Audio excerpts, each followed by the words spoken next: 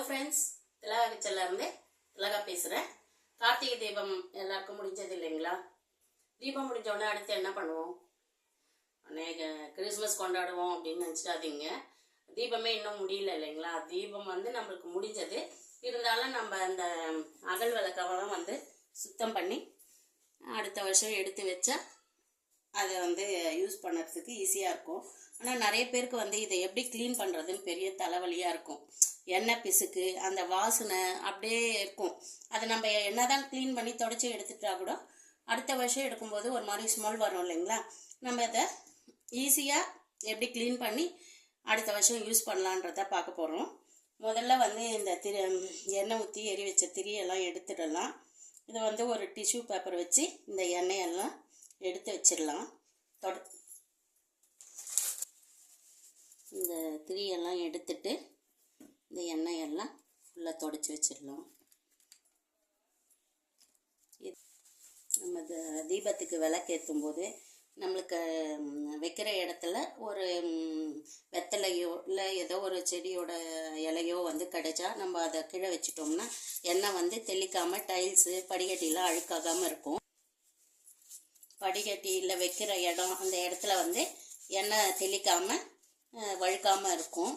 நான் இலை கிடைக்கல, அதனால் பேப்பர் வச்சுருக்கேன். இல்லை குட்டி குட்டி அட்டை இருந்தால் கூட கீழே வச்சுக்கலாம். நம்மளுக்கு கொஞ்சம் வேலை ஈஸியாக இருக்கும். இதுக்கு நான் எல்லாமே டிஷ்யூ பேப்பரில் இந்த எண்ணெய் வச்சு தொடச்சி ஃபஸ்ட்டு வச்சிடலாம்.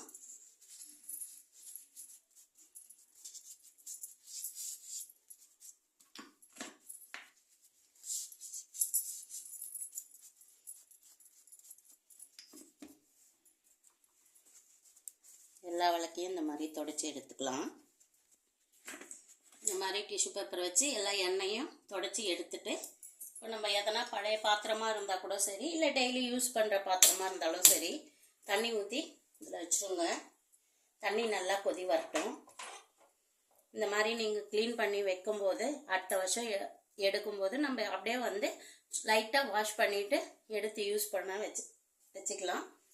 அந்த எண்ணெய் பிசுக்கெலாம் உங்களுக்கு அவ்வளோ வராமல் இருக்கும். விளக்கும் சுத்தமாக இருக்கும்.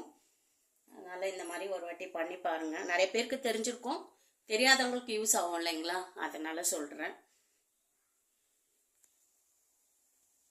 தண்ணி லைட்டாக கொதிக்க ஆரம்பிக்குது. நல்லா கொதிக்கிட்டோம் தண்ணி.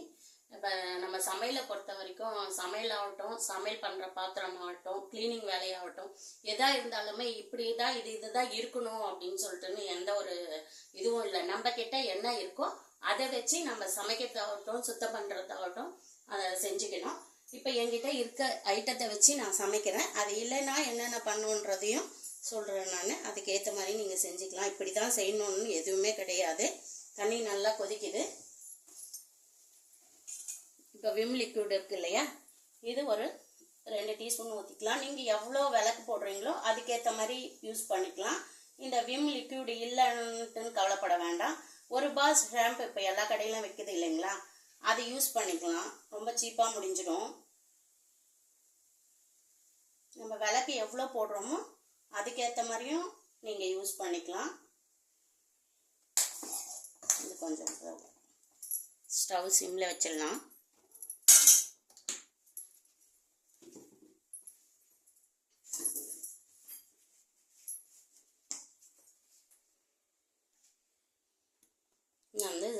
சர்ஃப் எக்ஸல் லிக்விட் இருக்குது இல்லைங்களா, துணிக்கு போடுவோம், அது யூஸ் பண்ணுறேன். இது இல்லைன்னு சொன்னால் நீங்கள் இது போட்டுக்கலாம். வினிகர் இருக்குது இல்லைங்களா, அது கொஞ்சம் மிக்ஸ் பண்ணிக்கலாம்.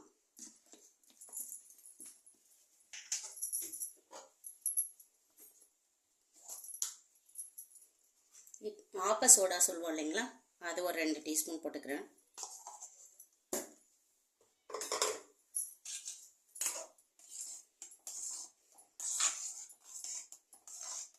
எல்லாம் மிக்ஸ் பண்ணிக்கோங்க. மிக்ஸ் பண்ணிவிட்டு ஒரு விளக்காய் எடுத்து இதில் போட்டுக்கோங்க. நான் கொஞ்சமாக இருக்கிறதுனால கடாயில் வச்சுட்டேன். எவ்வளோ நீங்கள் வச்சுருக்கீங்கன்றதை பொறுத்து நீங்கள் யூஸ் பண்ணிக்கலாம். பழைய பாத்திரம் எதனா இருந்தால் அதை கூட யூஸ் பண்ணிக்கலாம். இதை நல்லா வாஷ் பண்ணிட்டோம்னா கடாய் ஒன்றும் ஆகாது உங்களுக்கு.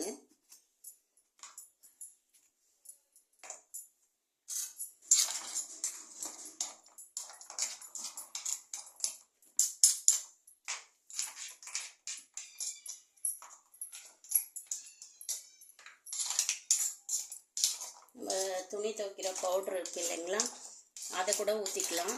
ஷாம்பு இல்லை அப்படின்ட்டுன்னு இல்லாமல் இது வந்து ஒரு 5 நிமிஷம் வந்து கொதிக்கட்டும் நல்லா. எலுமிச்சப்பழம், இதை வந்து கொஞ்சம் பழைய எலுமிச்சப்பழம் இல்லை காஞ்சது அந்த மாதிரி இருந்தால் அதையும் யூஸ் பண்ணிக்கலாம்.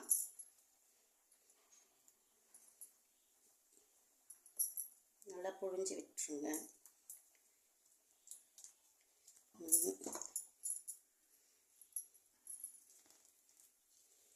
இந்த தோல் கூட அதிலே போட்டு கொதிக்க வைக்கலாம். நான் வச்சுருக்க பழைய எலுமிச்சப்பழம் தான் வச்சுருக்கேன். புளியாக ஆகி கொஞ்சம் நல்லா இல்லாமல் இருக்குது. ஒரு 5 நிமிஷம் கொதிக்கட்டும். இந்த மாதிரி கொதிக்கும் போது நம்ம பவுட்ரு, ஆப்பச்சோடா, இது ஷாம்பு இதெல்லாம் போட்டுருவோம் இல்லைங்களா, அது நல்லா வந்து அந்த எண்ணெய் பிசுக்கை எடுத்துட்டு இந்த விளக்கு வந்து நல்லா வாசனையாக இருக்கும். இது கொதிக்கும் போதே எங்கள் வீட்டுக்காருக்கு நல்லா வாசனையாக இருக்குது அப்படின்றாரு.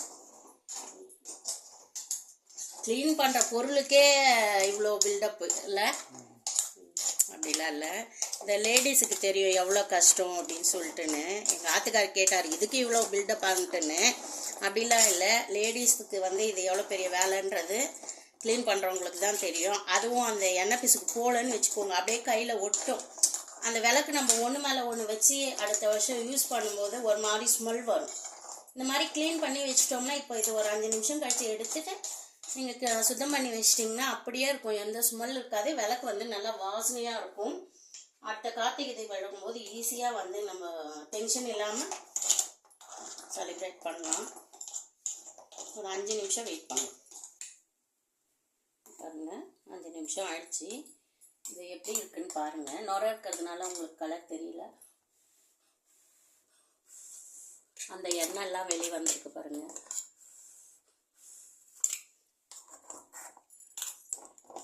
நம்ம இப்படி பண்ணுறதுனால அந்த கருப்பாக இருக்கிற இதெல்லாம் இதுலேயே கொஞ்சம் க்ளீனாக இருக்குது பாருங்கள். இதை வந்து நம்ம இந்த மாதிரி பண்ணும்போது எண்ணெய் பிசுக்கே இருக்காது, நல்ல ஜிகின வாசனை இல்லாமல் ஸ்மெல்லும் நல்லாயிருக்கும். இப்போ இது வந்து பொங்கி பொங்கி போகும். நம்ம விம் லிக்விட்லாம் போட்டிருக்கோம் இல்லைங்களா, அதனால் ஒரு 5 மினிட்ஸ் கழித்து நம்ம ஆஃப் பண்ணிவிட்டு கொஞ்சம் ஆறின உடனே இதை வாஷ் பண்ணி வச்சுட வேண்டியதுதான் ஈஸியாக. நான் வந்து வினிகரு இதெல்லாம் யூஸ் பண்ணலாம். வினிகர் வந்து கோல்டு பாடியாக இருக்கவங்க, வீசிங் ப்ராப்ளம் இருக்கவங்கலாம் வந்து கொஞ்சம் ஒத்துக்காது. அதனால வந்து நான் வந்து இது துணி பவுடரும் ஷாம்பு அந்த மாதிரி யூஸ் பண்ணிக்கிறது. என்னோடய உடம்பு கண்டிஷனுக்கு ஏற்ற மாதிரி நான் சிலதெல்லாம் சேஞ்ச் பண்ணிப்பேன். வினிகர் போடும்போது வந்து ஒரு மாதிரி நெடி வரும், அதுவும் ஒரு ஆசிட் தான் இல்லைங்களா, அதனால். இப்போ இதை நான் ஸ்டவ்வை ஆஃப் பண்ணிடுறேன். நல்லா பொங்கிடுச்சு.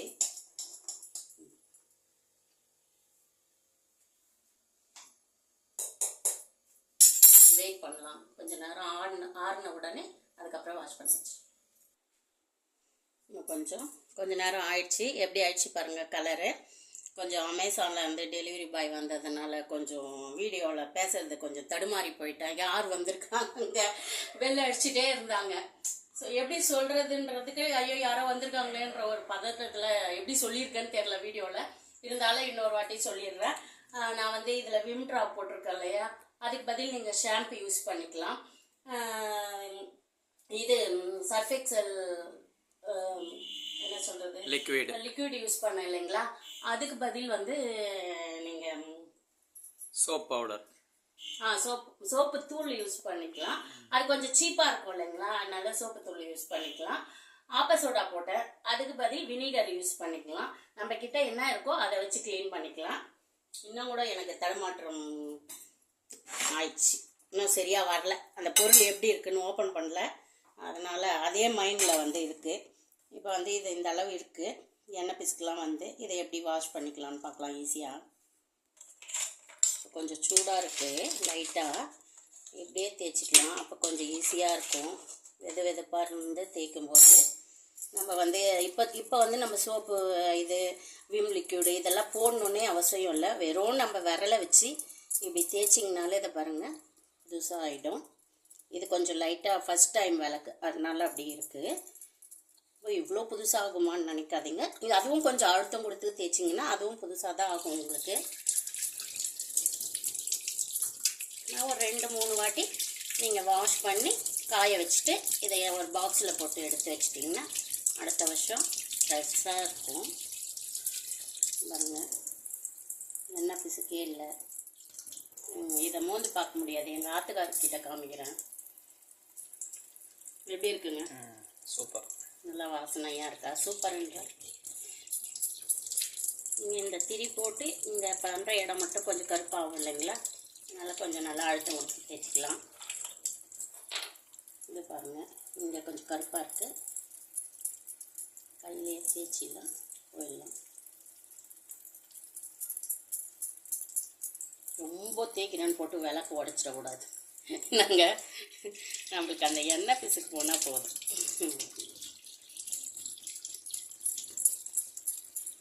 ஒரு விளக்கோட ஒரு விளக்கு மேலே வைக்கும்போது ஒட்டக்கூடாது.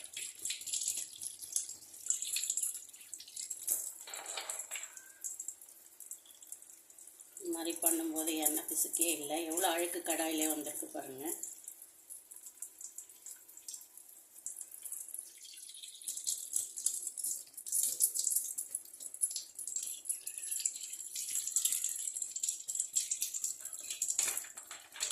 விளக்க கஷ்டப்பட்டு கை வலிக்க தேய்க்கணும்னு அவசியம் இல்லை. இந்த மாதிரி பண்ணி வச்சுக்கலாம். இந்த வீடியோ பார்க்கும்போது எத்தனை பேருக்கு பிடிச்சிருந்தா அக்காவுக்கு, தங்கச்சிக்கு, அம்மாவுக்கு யார் என்ன ஒரு முறையில் நீங்கள் நினைக்கிறீங்களோ எனக்கு ஒரு லைக்கை போட்டுருங்க, மறக்காமல்.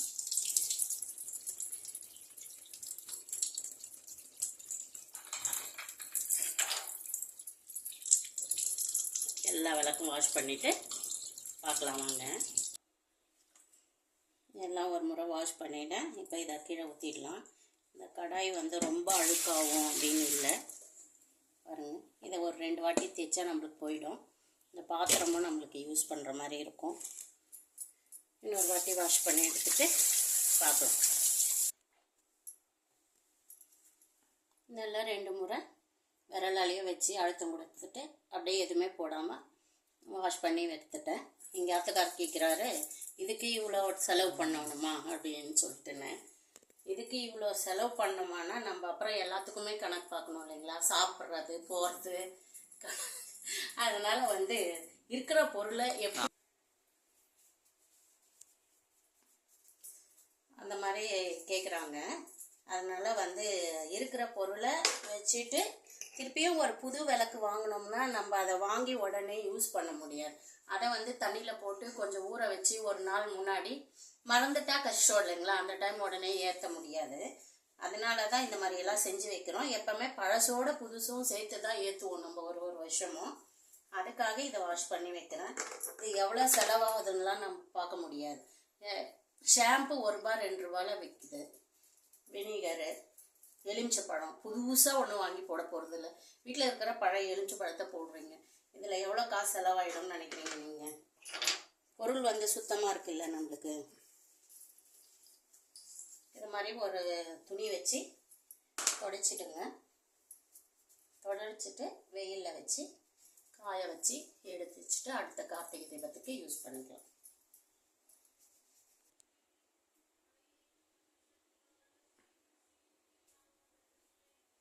இந்த வீடியோ வந்து ரொம்ப முக்கியமான வீடியோ, நிறைய பேருக்கு யூஸ் ஆகிருக்கும். ஆனால் இன்றைக்கி அமேசான்காரம் எங்கள் ஆத்துக்காரம் பயங்கர சொதப்பலும் என்னை கேலியும் கிண்டலமாக பண்ணி இந்த வீடியோவை கொலாப்ஸ் பண்ணியிருக்காரு. அது எப்படி வந்திருக்குன்னு வீடியோ பார்க்கும்போது தான் தெரியும். இந்த வீடியோ பிடிச்சிருந்தா லைக் பண்ணி ஷேர் பண்ணி கமெண்ட் பண்ணுங்கள். ஓகே, பாய்.